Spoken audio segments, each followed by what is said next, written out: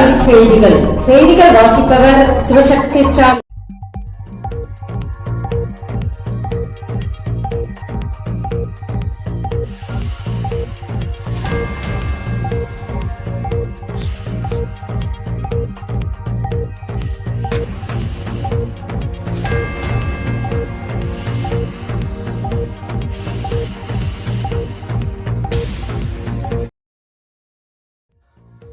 முதலமைச்சர் திறனாய்வு தேர்வுக்கு விண்ணப்பிக்க அவகாசம் நீட்டிப்பு.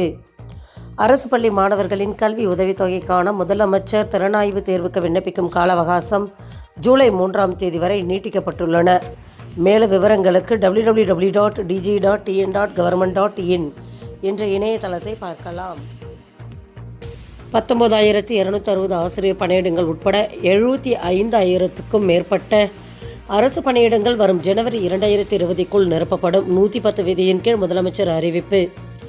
19,260 ஆசிரியர் பணியிடங்கள் உட்பட 75,000க்கும் மேற்பட்ட அரசு பணியிடங்கள் வரும் ஜனவரி 2020க்குள் நிரப்பப்படும் என 110 விதியின் கீழ் முதலமைச்சர் மு.க. ஸ்டாலின் அறிவிப்பு வெளியிட்டுள்ளார்.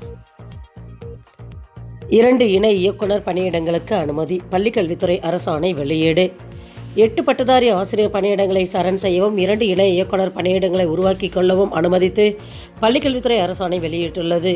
இதுகுறித்து பள்ளிக்கல்வித்துறை செயலர் குமரகுருபரன் வெளியிட்டுள்ள அரசாணையில், ஒருங்கிணைந்த பள்ளிக்கல்வி மாநில திட்ட இயக்குநரகத்தின் மூலம் வரும் நான் முதல்வன் திட்டம், உயர்கல்வி வழிகாட்டுதல் பயிற்சி, நம்ம ஊர் நம்ம பள்ளி, மாதிரி பள்ளிகள் என்னும் எண்ணும் எழுத்தும் திட்டம் உட்பட பல்வேறு திட்டங்கள் ஆசிரியர் மாணவர்கள் நலன் கருதி சிறப்பாக செயல்படுத்தப்பட்டு வருகின்றன.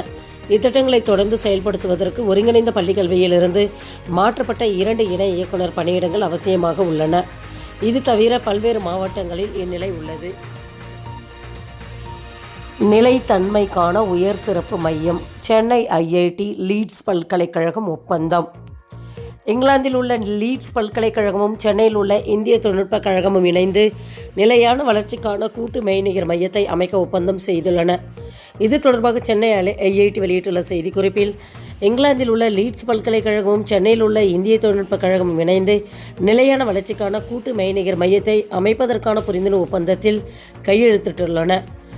இந்த நாள் லீட்ஸ் பல்கலைக்கழகம் சென்னை IIT இடையே தற்போது இருந்து வரும் கூட்டு முயற்சியில் மிகப்பெரிய அளவுக்கு மாற்றம் ஏற்படும். அத்துடன் நிலையான வளர்ச்சிக்கான திட்டங்களில் லீட்ஸ் கல்வியாளர்கள் பிற இந்திய பல்கலைக்கழகங்களுக்கு இடையிலான தொடர்புகளும் ஒருங்கிணைக்கப்படும் என தெரிவிக்கப்பட்டுள்ளன. புகையிலை இல்லா கல்வி நிறுவனங்கள் இயக்கத்தை தொடங்கியது மத்திய கல்வி அமைச்சகம். புகையிலை இல்லாத கல்வி நிறுவனங்கள் குறித்த நாடு தழுவிய இயக்கத்தை மத்திய கல்வி அமைச்சகம் தொடங்கியுள்ளன.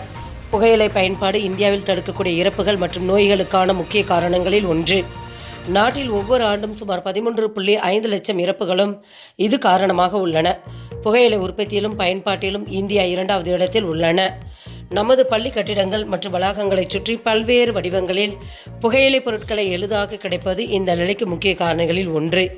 தேசிய புகையிலை கட்டுப்பாட்டு திட்டத்தின் ஒரு பகுதியாக மத்திய அரசின் சுகாதார மற்றும் குடும்ப நல அமைச்சகம் புகையிலை பயன்பாட்டிலிருந்து சிறார்களை, இளைஞர்களை பாதுகாப்பதற்கு புகையிலை இல்லாத கல்வி நிறுவனம் என்பதற்கான வழிகாட்டு நெறிமுறைகளை வெளியிட்டுள்ளது.